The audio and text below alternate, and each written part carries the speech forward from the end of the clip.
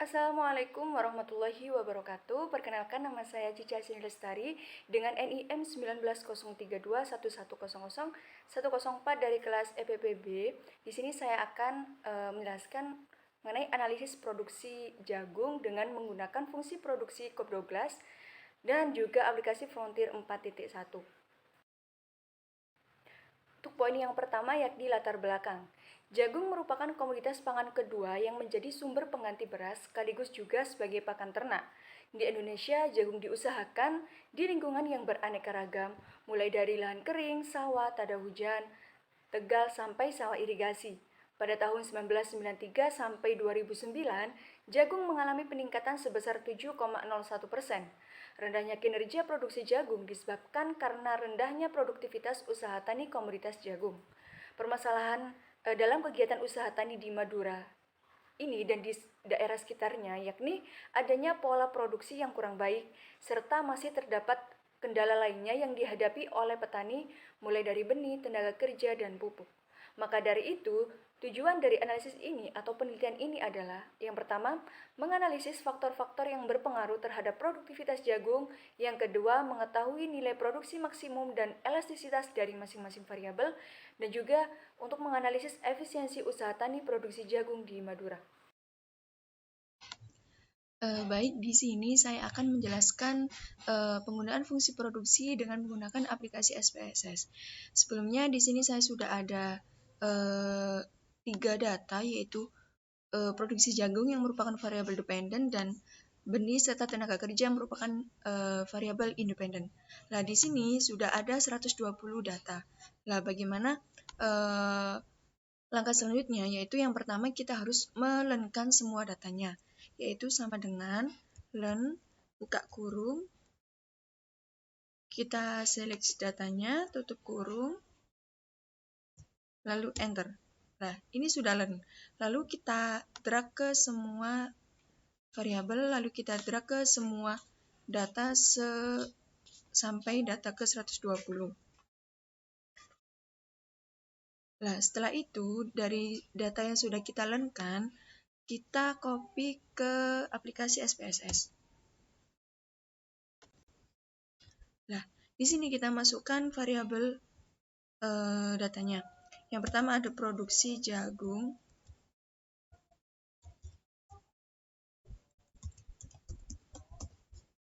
Enter. Kemudian yang kedua ada benih. Dan yang ketiga ada tenaga kerja. Nah, untuk desimalnya ini kita kasih 6 digit di belakang koma. Ke semuanya.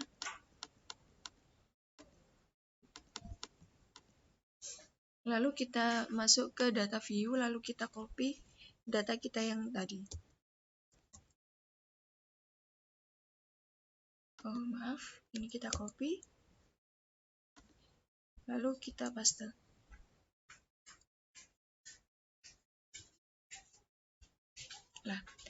Nah, setelah itu kita langsung pilih analyze, regresi.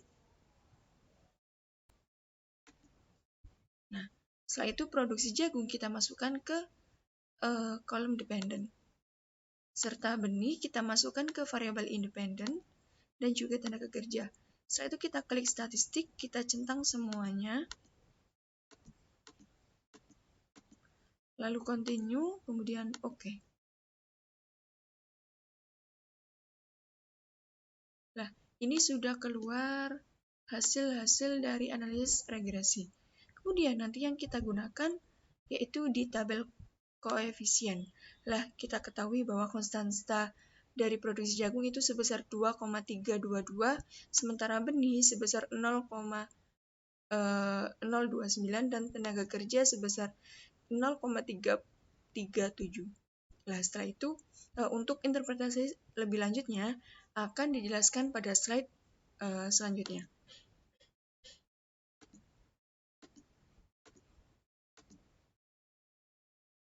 Nah, setelah menganalisis fungsi COP12 dengan menggunakan SPSS, maka akan keluar output yang dihasilkan, dan yang pertama yaitu dari tabel ANOVA. Di sini kita memunculkan dua hipotesis, yaitu H0 tidak ada pengaruh secara signifikan antara benih dan tenaga kerja secara bersama-sama terhadap produksi jagung, dan H1 ada pengaruh secara signifikan antara benih dan tenaga kerja secara bersama-sama terhadap produksi jagung. Nah, dari tabel ANOVA tersebut diketahui bahwa F hitung sebesar 12,127 lebih besar dari F tabel, yaitu 3,073, sehingga H0 ditolak. Maka dapat disimpulkan bahwa ada pengaruh secara signifikan antara benih dan tenaga kerja secara bersama-sama terhadap produksi jagung. Dan yang kedua yaitu ada tabel koefisien. Nah, dari situ kita dapat mengetahui nilai konstanta dan juga elastisitas dari benih dan tenaga kerja.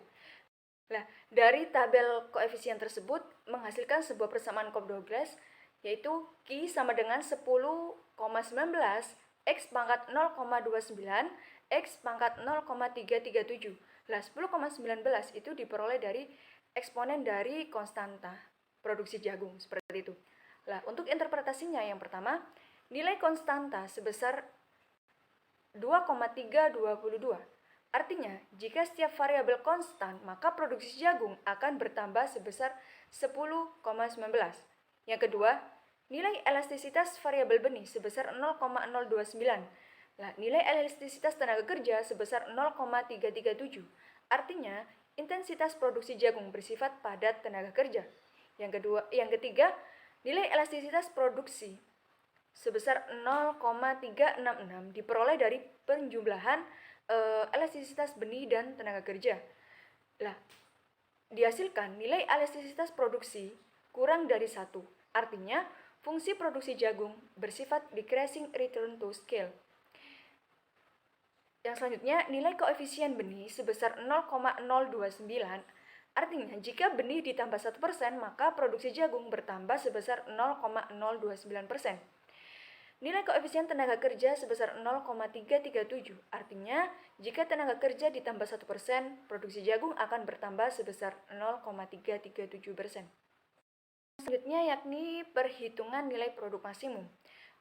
Diketahui bahwa persamaan Cobb-Douglasnya yaitu Y sama dengan 10,19 X pangkat 0,029 X pangkat 0,337. Dan diketahui juga besar F1 sama dengan Rp1 per kilogram, V2 Rp4 per kilogram, untuk nilai P, Rp10 per kilogram, dan untuk APP X1 sebesar 5 dan APP X2 sama dengan 1. Nah, yang pertama kita mencari marginal revenue untuk X1-nya, yaitu rumusnya P dikali MPP.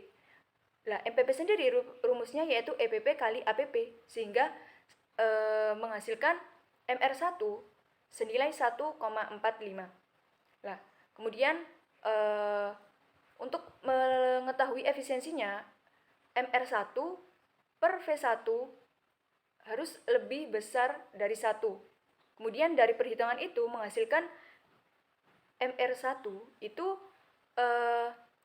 lebih besar dari 1 atau tidak efisien. Nah, untuk MR2, untuk variabel yang kedua, yaitu menghasilkan nilai 3,37. Nah, untuk perbandingan efisiensinya, MR1 per V2 lebih besar dari 1, menghasilkan 0,84.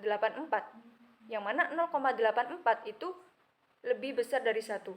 Artinya, dari perhitungan ini masih belum efisien terkait penggunaan benih dan juga variabel tenaga kerja. Baik, di sini saya akan menjelaskan langkah-langkah penggunaan aplikasi Frontier 4.1 untuk mengetahui elastisitas dari produksi jagung. Di sini sudah ada responden sebanyak 120 responden, kemudian data cross section, produksi jagung, benih, tenaga kerja, pupuk, dan fosfat. Nah, untuk responden ini kita kasih angka saja, bukan namanya. Kemudian untuk datanya kita kasih angka 1 karena merupakan data cross section. Setelah itu kita drag semua data hingga data ke 120.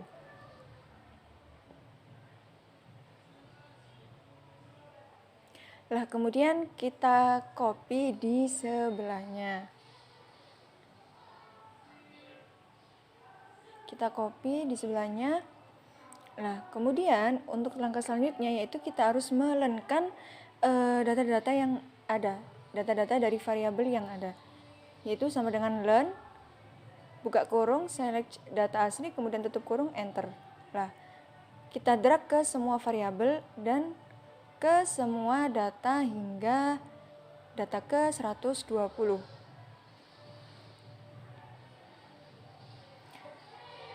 Setelah itu, kita copy dari responden hingga ke data variabel. Kita copy ke lembar kerja baru. Kita paste. Nah, setelah itu di belakang koma harus ada 6 digit. 1, 2, 3, 4, 5, 6. Setelah itu kita simpan di folder Frontier 4.1. Kita simpan namanya sesuai dengan yang kita inginkan. Nah, di sini saya kasih nama Cica. Kemudian pilih teks ms-dos.txt. Save. Oke. Yes. Setelah itu kita tutup, kemudian kita buka folder Frontier 4.1-nya. Nah, setelah itu kita ubah data tadi, ekstensinya kita ubah menjadi cica.dta.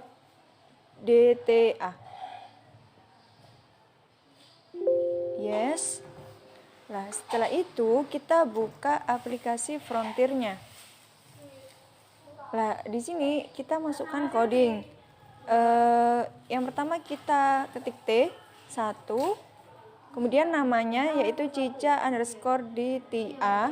kemudian output yang kita inginkan yaitu cica.out. Setelah itu 1 Y, kemudian 120 data, kemudian 1 jumlah 120 data, variabel X-nya ada 4, Y, kemudian N, terus enter. Nah, akan muncul output dari yang sudah kita lakukan melalui aplikasi Frontier. Kemudian kita lihat, kita open wide dengan Notepad. Nah, di situ sudah muncul output yang dihasilkan. Nah, di situ diketahui nilai beta 1, 2, 3, 4, kemudian T rasionya, kemudian nilai gamma, LR testnya, dan di output ini akan diketahui elastisitas produksi dari masing-masing petani. Seperti itu. Untuk penjelasan lebih lanjutnya akan saya jelaskan di slide selanjutnya.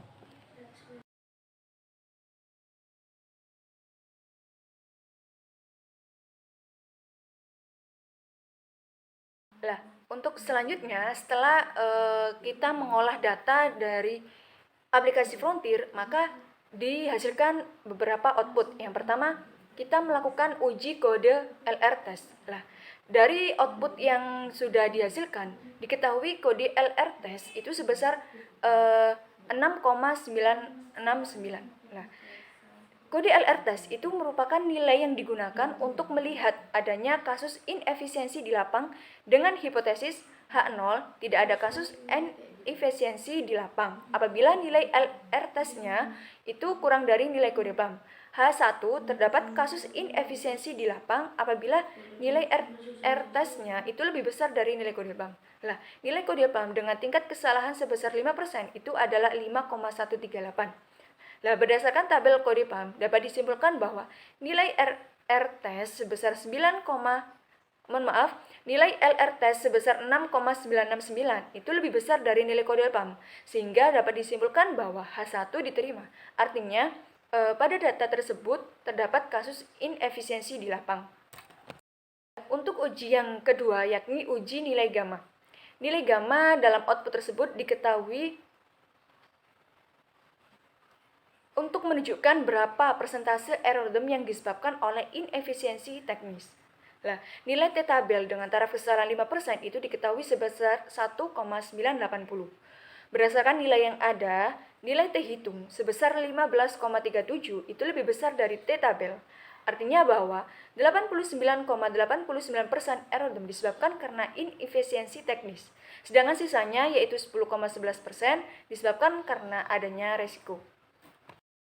Nah, untuk uji yang selanjutnya yaitu uji pengaruh dari masing-masing variabel. Diketahui nilai T tabel dengan taraf kesalahan 5% yaitu 1,980. Nah, pada beta 1 dapat dinyatakan tidak signifikan karena nilai T hitung sebesar min 0,788 itu lebih kecil dari T tabel. Sehingga dapat diartikan jika X1 dinaikkan sebesar 1%, maka output akan menurun sebesar 0,73%.